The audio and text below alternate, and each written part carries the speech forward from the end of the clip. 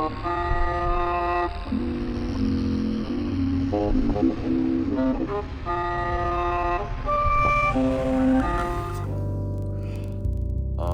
is election day. I feel I have chosen not to feel today. If I were to open a veil, there would be some hope, fear, excitement, exhaustion. But basically, I feel fine.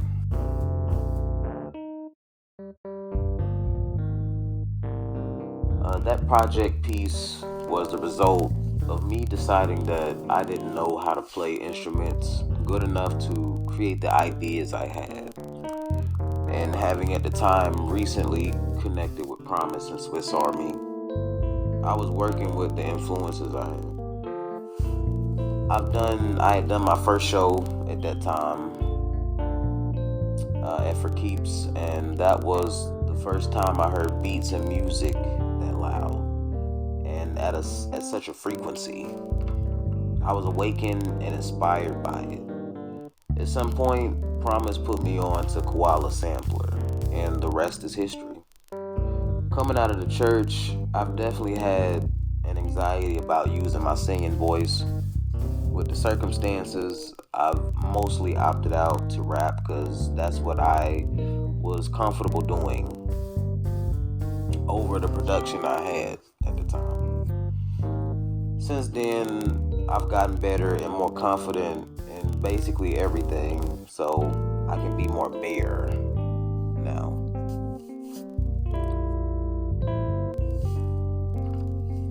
Social horror is something that I haven't fully figured out myself. Most ideas I come up with are channeled and represent something, but the meaning is in the connecting of the dots in your life.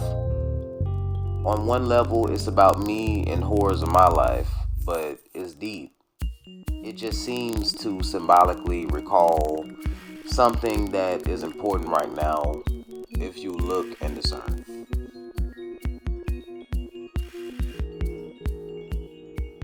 Like I was saying, I began sampling because I felt like an amateur musician. Because of that, I couldn't bring myself to attempt the ambitious ideas I had at the time. That could be because of what I used to listen to earlier on, which was mostly like underground hip hop and black soul. At some point, I began discovering myself in other artists, and those were the sounds I heard. Like, I would listen to people that I felt like were me. I didn't really listen to like people. You know what I'm saying? I would listen to, it's just something within it. I would feel that. And with time, it's gotten more in depth basically, and I feel like I'm inside the sound. So this time around, I've been admiring the isms of the things I've always geeked out about in songs and basically tried to recreate them with like my heart within my palette. One vital element to all this is the connection of black women and God and feminine energy and how it all connects to music theory. Just the through line of how it all comes together and where it came from and evolved. It's the musical soul child effect and the theory of everything. I've definitely consumed a lot of metric and Prince as a foundation of inspiration. I've always wanted to create an original album that doesn't feel like anything or anybody could make it simply. I wanted it to feel like an old new record, like a 70s record or something.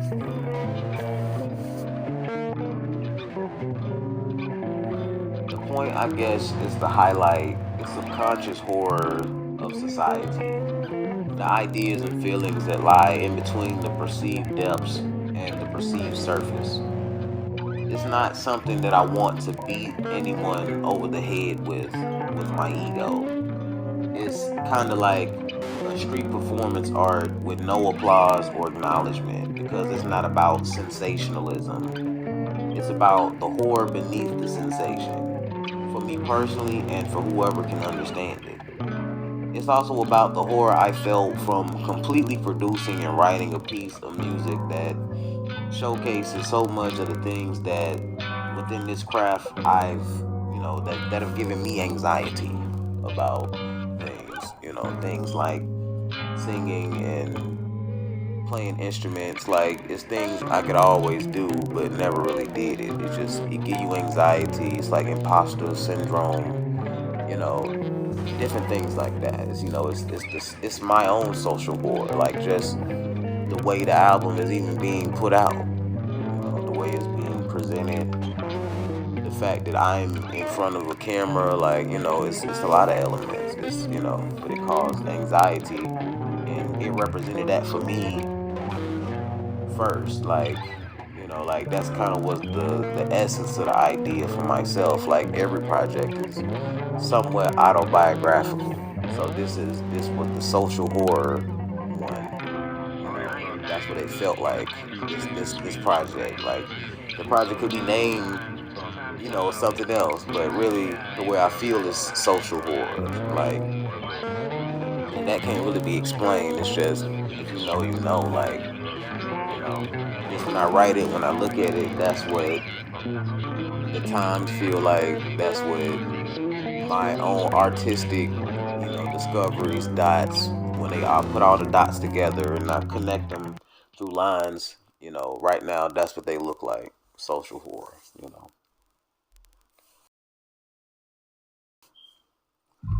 I just wanted to make the stuff I always wanted to make but didn't due to the circumstances. I wanted to make my heroes proud by showing and proving, like, just being that person. Like, I know who I'm inspired by. You know, I don't know how to read music or, you know, curriculum theory. Like, I don't know theory. So my relationship with sound has been strictly what I've learned through observation. So now that I can move my fingers and they got like a rapport with the instruments, I just basically see what I can do. My father bought a Keith Urban electric acoustic, and that would eventually, uh, I would eventually find my way around that. You know what I'm saying? And then eventually that inspired me to go get my own Fender electric guitar at some point. I see a lot of his tones in my playing with just more musical knowledge, basically. The point has just been trying to inject my soul into the sound of everything. You know what I'm saying? So, I'm 25 and I've been playing since I was 16. I'm trying to catch up to the production I should have already done. So, it's a lot of distortion in there and things like that. Um,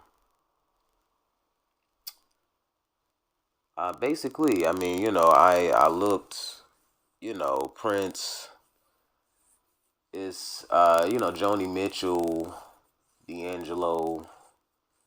It's different guitar styles I've studied over time, and I just study music in general. Like, there is no one particular person that I would want to mimic per se. I just pick up a guitar, an instrument, keyboard, whatever, drums. Like, it doesn't really matter. Like, I can mimic the swing. You know what I'm saying? It's just about playing. Like, ultimately, I'm just trying to learn how to play. Like, I know if I approach the instrument with nothing but me, all I can do is build a rapport with it. So, say I get really into the mechanics, the mathematics of the strings, the frets. By the time, 50 years from now, I'ma just be playing like me. Like, it's like somebody will have to study my tone, because I'm not studying no music theory to do it. Like, I'm figuring out the connection between the strings and the frets without any paper without any names to it. I can just kind of see it and feel it basically. So it's like learning it from scratch, like prehistoric theory or something. Ancient theory, you know, before theory, pre-theory. That's what this is. It's like pre-theory. Shoegaze is definitely an influence.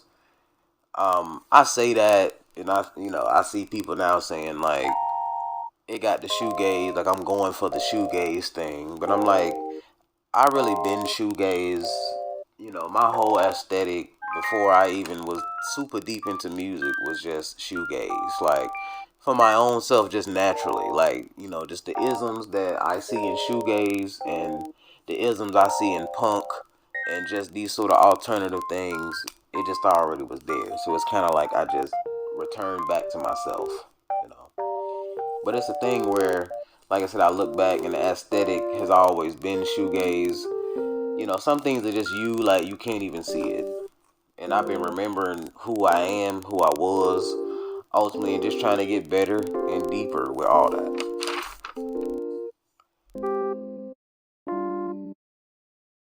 They all meant a lot. Messy Room was the first song I made for it, so it holds a sentimental place. But it's the song that gave the strength to even try this idea. And the project, and I know it was given, it was channeled. It was like me trying to do, like a CeeLo Green song, but it just somehow ended up sounding like how it sounded. So, and I just respected that. And I produced it, and it was a minute since I had played instruments, and I just did it, and it inspired me. And I'm like, well, I'm about to just make a whole project off of this sound now, from here.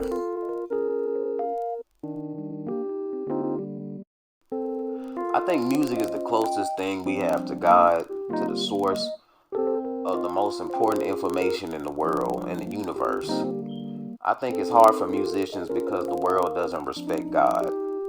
Music is the thread that introduced me to God and continued to help me remember at every level. It is serious, which is why I can't share in love with anyone within it. It's a vital source that we abuse, and it's greatly due to the music business. And I can't respect when one can't see the difference anymore. I'm not serious. It simply is serious. Music is serious. It's not a game. I'm working on a companion piece for social horror.